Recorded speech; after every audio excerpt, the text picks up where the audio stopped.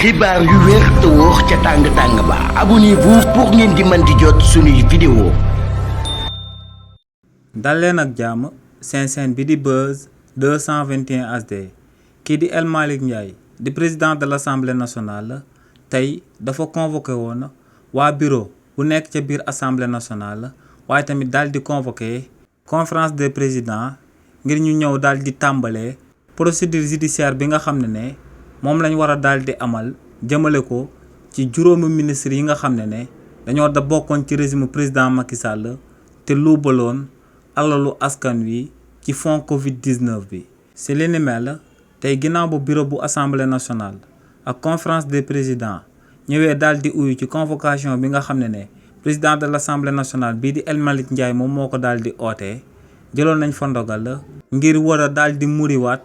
ñaari malaanu kiiraayu député yi nga xam ne dañoo daal di bokk actuellement ci député yu nekk biir assemblée nationale te ñu nekkoon ay anciens ministres ci régime président Macky Sall te ñooñu ñu daal di njort que ne seen loxo dafa laale ci ñu doon luubal alalu fond Covid-19 bi. ñaari député yooyee nag ku si jiitu du kenn ku Moustapha Diop mi nga xam ne njëkkoon nañoo daal di muri malaanu kiiraayam bi daal di koy jëmale ci coow li nga xam ne dafa jaaroon ci diggante moom ak Tabaski Ngom te ci coow loolee ñu daal di ciy tudd ak détournement bu ci xaalisu sénégalais yi te mu toll ci 700 millions de francs CFA. kookee tamit dañoo war a daal di muriwaat malaanu kiiraayam bi daal di koy jëmale ci alalu askan buñ duubal ci fond Covid-19 bi. donc kookee di Moustapha Diop bii yoon moom mooy nekk ñaareelu yoonam buñ na ma daal di muri malaanu kiiraayam bi ci biir assemblée nationale. waaye tamit ginnaaw kookee di Moustapha Diop keneen kuñ na ma daal di muri malaanu kiiraayam bi te mu nekkoon ministre ci régime président Macky Sall du kenn ku dut